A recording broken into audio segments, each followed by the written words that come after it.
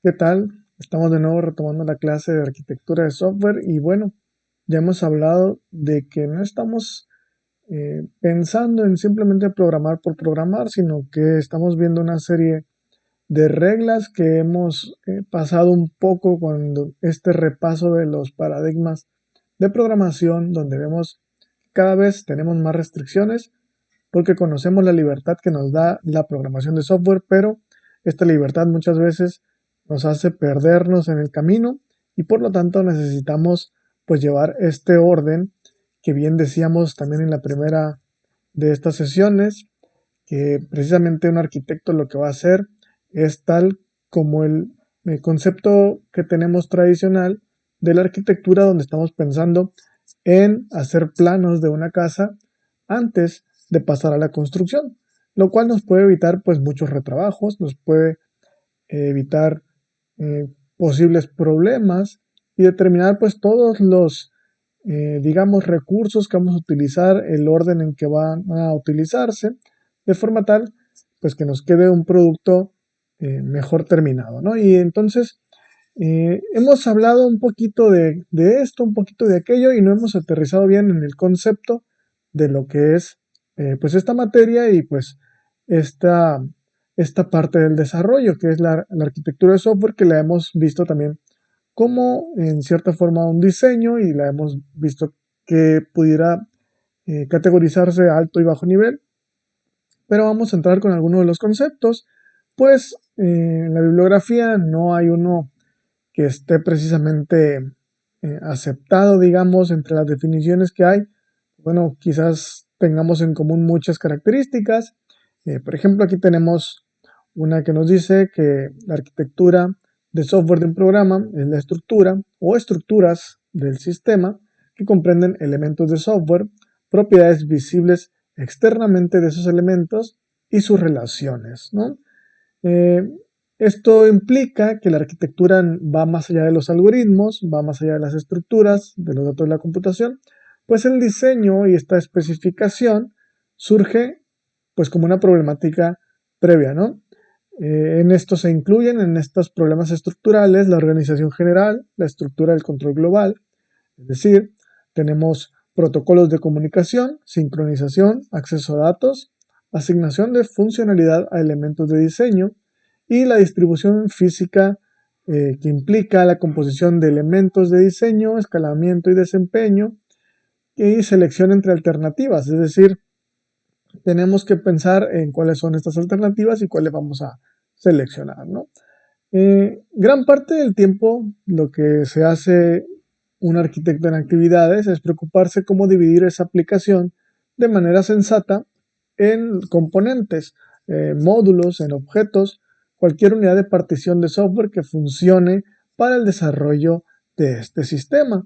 Dividir una aplicación pues implica asignar responsabilidades en cada componente y lo vamos a ver un poquito después cuando estemos hablando de cómo hacerlo precisamente. Estas responsabilidades definen las tareas en las que se puede confiar que un componente realizará dentro de una aplicación.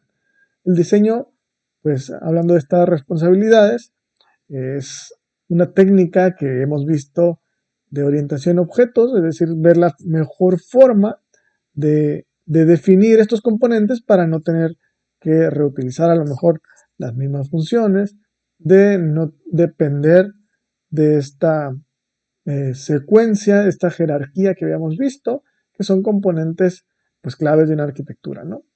Proporciona también un método basado en herramientas y técnicas informales que enfatizan el modelado del comportamiento mediante la utilización de estos objetos, estas responsabilidades y cómo colaboran entre ellas. Casi todas las aplicaciones lo que se debe enfocar es precisamente estas dependencias y ya lo veíamos en la parte anterior donde hablamos de las reglas de negocio, las interfaces y las conexiones. Bueno, entonces eh, estas dependencias pues precisamente se quiere evitar que sea una arquitectura débilmente acoplada con un conjunto de componentes altamente cohesivos. Los componentes dependen entre sí cuando el cambio o el resultado de uno de estos procesos le afecta potencialmente ese cambio al resto. Entonces, si eliminamos estas dependencias innecesarias, los cambios pueden localizarse y no se propagan más allá de la arquitectura. Es decir, no vamos arrastrando el mismo problemático hasta un límite que nosotros podamos definir. Y lo vamos a ver en una figura un poquito adelante.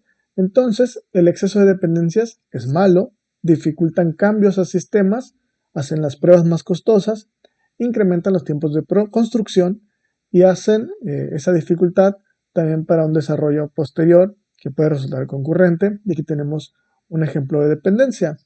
Una de las cuestiones al desarrollar una aplicación es que seguramente vamos a depender de componentes de terceros que no desarrollamos nosotros y podemos ver estos dos esquemas. Normalmente utilizamos a lo mejor este componente como una biblioteca de muchas funciones y bueno, la consumimos de varios componentes, es decir, como vemos en la primera parte, aquí a la izquierda, el componente 1, 2, 3 y 4 se comunican con este componente tercero, ¿no?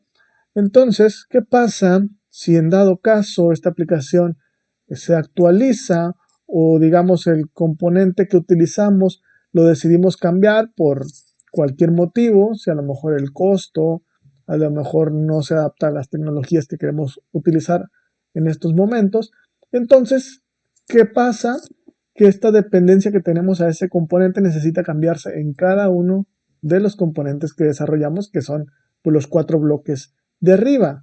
Por lo tanto, pudiéramos pensar en la alternativa que está hacia la derecha, donde tenemos un componente intermedio, abstracto, por supuesto, donde vamos a comunicarnos, va a ser nuestro puente con este componente de terceros. Por lo tanto, en dado caso de reemplazar en el panorama que decíamos hace unos momentos este componente de terceros, necesitamos adecuar solamente este puente entre nuestros componentes, ¿no? Este que dice AL.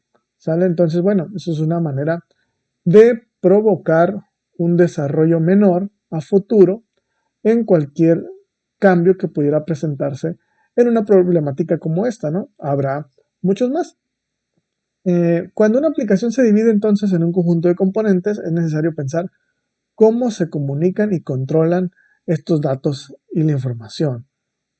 Algo que se conoce colectivamente es los patrones, que vamos a también abarcar posteriormente, o estilos arquitectónicos, que catalogan una serie de estructuras que ya se han utilizado con éxito y por lo tanto, pues nos podemos basar en ellos como un cierto tipo de estandarización.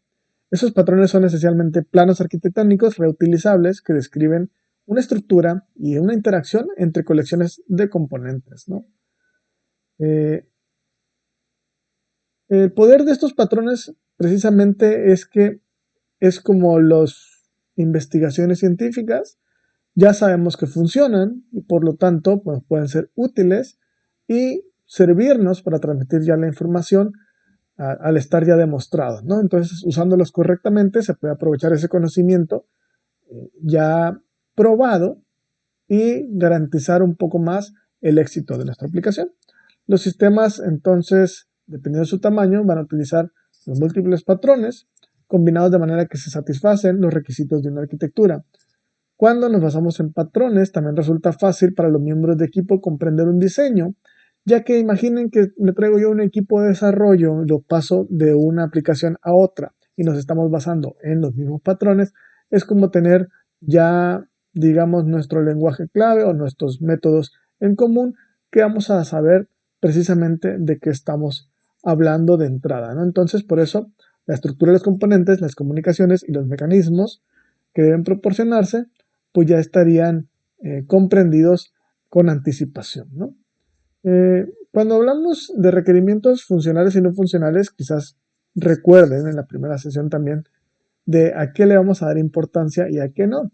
Entonces, pues existen algunos requerimientos que no van a aparecer en los casos de uso. En los casos de uso quizás no hemos adentrado, pero seguramente los vieron ya en otras materias, que son estos diagramas donde estamos viendo escenarios de cómo puede funcionar nuestro software, nuestro sistema, y definen lo que hace la aplicación. Entonces, hay 3 áreas de requerimientos no funcionales, donde hay las limitaciones técnicas, las limitaciones de negocio y los atributos de calidad. donde con limitaciones técnicas nos podemos encontrar que pueden ser opciones de diseño, especificando algunas tecnologías que debe usar la aplicación.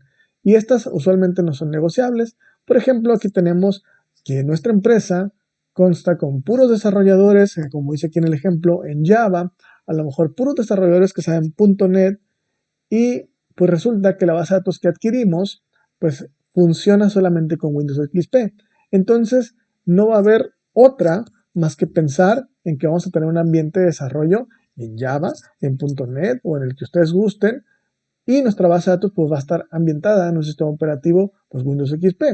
Claro, esto dependiendo de la empresa pues puede cambiar, podemos migrar quizás a otro sistema operativo con otra base de datos, pero no lo definimos nosotros para un desarrollo de software, sino ya es el entorno lo que está fuera de nuestro control, que en dado caso de cambiar pues sería una limitación menos.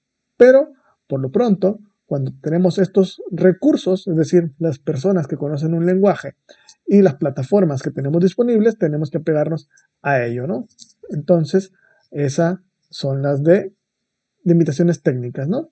Lo que tenemos, que contamos, las herramientas con las que vamos a desarrollar, ¿no? Las limitaciones de negocio, pues no es tanto técnico. Estamos hablando pues de cuestiones de negocio y pues no son negociables, es decir, esto tiene que ver con las propiedades, las características de la misma empresa, por eso hablamos de negocio. Y en ejemplo dice, para ampliar nuestra base de clientes potenciales se hace una interfaz con X herramienta. Entonces el proveedor de este middleware, al cambiar sus precios, nos vamos a cambiar a otra versión de código abierto.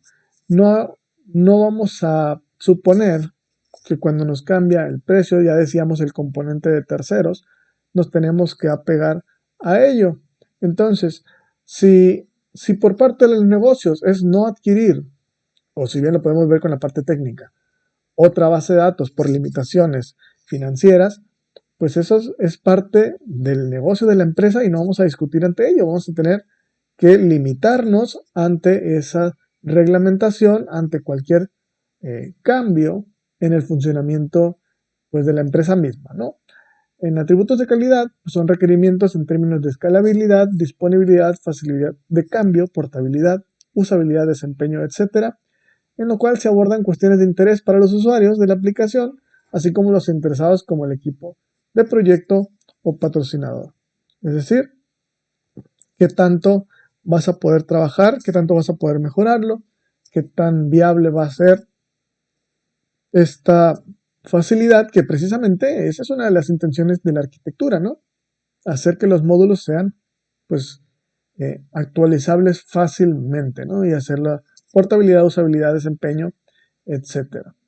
La arquitectura, como el simple concepto de los diagramas de flujo, el simple concepto de ser un sistema y dividirlo en subsistemas, pues es una abstracción.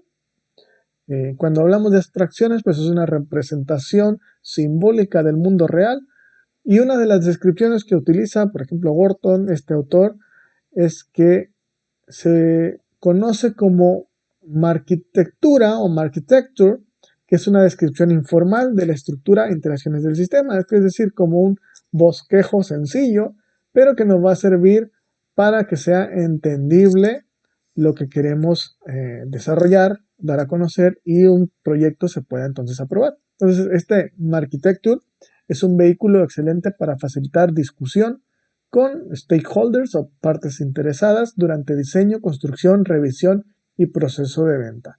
Entonces, este concepto, esta arquitectura de marketing, pues es precisamente una descripción abstracta. No lo vamos a tener, pero estamos haciendo una explicación, como les decía hace unos momentos, como forma de bosquejo, ¿no? Esto implica que detalles innecesarios se eliminan o ignoran para enfocar atención y análisis a problemas destacados. Esto lo podemos lograr describiendo componentes como cajas negras. Cuando hablamos de cajas negras nos referimos precisamente a esta ejemplificación de nuevo con los componentes de terceros. Tenemos un producto que sabemos qué es lo que ingresa, cuáles son los datos que adquiere, los procesa de alguna forma y nos da un resultado. Entonces, a eso nos referimos con caja negra, ¿no? Entonces, Vamos a tener las propiedades visibles, que también lo vimos también cuando hablábamos del paradigma de orientado a objetos. La comunicación entre colecciones de cajas negras abstractas es normal para quienes utilizan técnicas de diseño orientado a objetos. No me importa lo que haga el proceso en medio, ¿no? Todo lo que esté dentro de esa cajita, siempre y cuando me dé los resultados deseados, que quizás me van a servir para otro proceso, otra clase, digamos, otro componente de nuestro sistema. Y también ya hemos visto la descomposición jerárquica, que es uno de los mecanismos comunes para escribir una arquitectura, es decir, las dependencias que van a tener, si recuerdan este tipo de organigrama donde decíamos desde el main hasta después de un módulo y una función en específico, cómo tengo que declarar todas estas precisamente jerarquías. Al implementar la orientación a objetos, pues ya si uso interfaces, pues puedo ahorrarme toda esta pues, clasificación, toda esta serie de pasos para directamente utilizar pues cierta biblioteca, ¿no?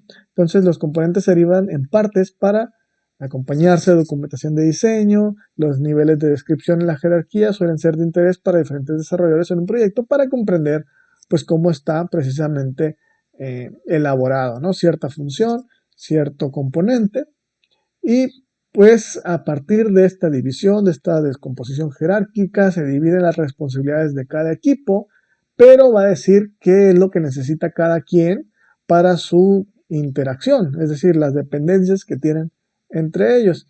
Y aquí tenemos un ejemplo donde en la parte de arriba vemos una descripción de alto nivel de arquitectura donde simplemente nos dice, ¿sabe? La parte cliente, la parte que dice broker, pues todo lo que realizan los procesos, para que finalmente lo arroje a un servidor.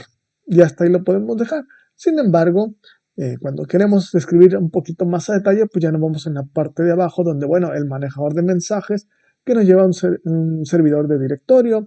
Y bueno, ese directorio, hasta qué punto va a interactuar, si el de los mensajes también va a irse a qué aspecto del servidor, si es al aspecto de seguridad, si a requerir algún dato y hacer este manejo de llamadas y almacenarlo finalmente. Entonces, dependiendo a quién vamos a presentarle este esquema, pues va a ser el detalle o la necesidad de mostrarlo.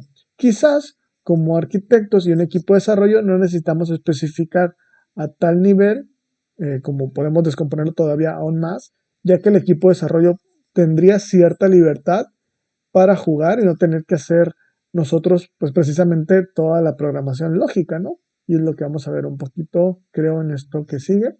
En el ejemplo anterior, el componente de cliente no se descompone. Si vemos, es la primera parte, seguramente porque su estructura interna y comportamiento no es significativo para alcanzar requerimientos y se deja abierto al diseño para el equipo. Sin embargo, los otros dos han sido refinados, es decir, descompuestos en subcomponentes o subsistemas, dependiendo cómo queramos ver el concepto, quizás porque sus requerimientos no funcionales lo hacen necesario, ¿no? Y bueno, eh, entrando más en este aspecto, también tenemos que existen vistas arquitectónicas. Este concepto, pues se menciona como un artefacto de diseño complejo. Este término surge, como ven aquí, de 1995, donde vemos el modelo de vistas 4+1, en el cual se basan pues, las siguientes. Tenemos que en una arquitectura vamos a tener una vista lógica, una vista de proceso, una vista física y una vista de desarrollo, en lo cual la vista lógica pues es describir los elementos arquitectónicos significativos de la arquitectura y sus relaciones. La vista lógica básicamente captura la estructura de la aplicación usando diagramas de clases o equivalentes, que es precisamente como su palabra lo dice, lógica, pues es el funcionamiento que va a tener, digamos, a vista generales las estructuras que lo componen, de forma tal que pueda ser entendible conforme a, pues vaya, va a sonar redundante, pero a la lógica de los negocios, la lógica del flujo de datos que va a tener. Sin embargo, cuando hablamos de vistas de proceso, se enfoca a los elementos de concurrencia, comunicaciones en una arquitectura. Cuando hablamos de aplicaciones de tecnología de la información, TI, las preocupaciones son describir componentes multiprocesos replicados, mecanismos de comunicación síncronos o asíncronos. Aquí ya no estamos en el detalle de qué dato va a ir hacia otro lugar, sino en qué forma lo va a hacer. Entonces ya especifica ciertas, digamos, cuestiones entre ambos bloques, como veíamos ahorita los cuadritos, pero definiendo a detalle cómo es que va a ser esta comunicación, no simplemente cuál es la función lógica que va a realizar. Y si hablamos de la vista física, pues aquí estamos hablando un poquito más de los componentes de hardware, es decir, cómo van a estar distribuidas estas aplicaciones en los dispositivos o nuestro entorno que tenemos ya sea en la empresa o donde la vamos a hacer si hablamos de desarrollo en la nube, pues bueno, cómo van a estar distribuidas todas estas aplicaciones. Por ejemplo, si hablamos de una base de datos distribuida, donde van a estar los servidores web de una aplicación, si es en uno o si es en varios, pues esa esquematización se tendrá que hacer con un aspecto pues más físico, más tangible, aunque bueno, si hablamos de la nube sabemos que sigue siendo algo intangible, pero tenemos la idea de dónde van a estar ubicados nuestros datos de forma tal que puedan convivir y bueno, sacar adelante este desarrollo. Que bueno, la vista de desarrollo, ahora estamos hablando de organización interna de los componentes. Normalmente se mantienen en un entorno de desarrollo o una herramienta de gestión de la configuración. Es decir, ya estamos hablando de, muchas veces le dicen las tripas, lo de adentro, lo que funciona ya a detalle, que muchas veces lo vamos a dejar hasta cierto punto, ya habíamos dicho, para dar la libertad al equipo de desarrollo. Sin embargo, tenemos que dar pues cierto camino a seguir porque es lo que necesitamos, decíamos, del proceso. Quizás podamos definir ciertos pasos y ya el equipo de desarrollo va a ingeniárselas para solucionarlo de una u otra manera, siempre y cuando cumpla la definición que en este caso voy a implementar como vista de desarrollo. Finalmente, no se refiere a codificar, sino los procesos que está realizando ya en una forma un poquito más enfocada, que esto va a depender pues la experiencia que tiene en este caso un arquitecto de software, ¿no? Por ejemplo, la descripción de un paquete anidado o una jerarquía de clases para aplicación de Java representaría una vista de desarrollo de una arquitectura, ¿no? Estas vistas arquitectónicas están unidas por casos de uso de importancia que se denominan escenarios. Habíamos dicho esta diagramación conocida de UML, precisamente, y pues nos está diciendo el panorama o lo que esperamos de cierto software, ¿no? Entonces, básicamente se capturan los requisitos de la arquitectura y por lo tanto están relacionados con más de una vista en particular, los que estábamos viendo anteriormente, ¿no? Al trabajar con los pasos, entonces, en un caso en particular, la arquitectura se puede probar explicando cómo los elementos de diseño de esta responden al comportamiento que estamos diseñando. Es decir, estamos viendo cómo se va a hacer el software, estamos definiendo cada uno de los procesos, cómo se comunican, dónde van a estar distribuidos y en dado caso que concluyamos con estos apartados, pues vamos a poder hacer el testing o estas pruebas precisamente con lo que definimos. Es decir, si lo que entra es, digamos, lo deseado en un inicio desde el diseño y lo que sale precisamente lo esperado, pues va a ser una prueba exitosa. Si existe un cambio en los resultados, es decir, algo que no se esperaba, entonces podemos decir que esta prueba no está resultando y por lo tanto tendría que haber algún problema en el diseño o bien pensar en que quizás algún detalle de desarrollo, ¿no? Ha habido más ideas aparte de estas vistas. Aquí está mencionando a otra parte donde un artículo que nos menciona un enfoque que dice las vistas, pero también más allá de estas, que también recomienda capturar el modelo usando otras tres diferentes, en las cuales hablamos de módulos, componentes, conectores y asignación.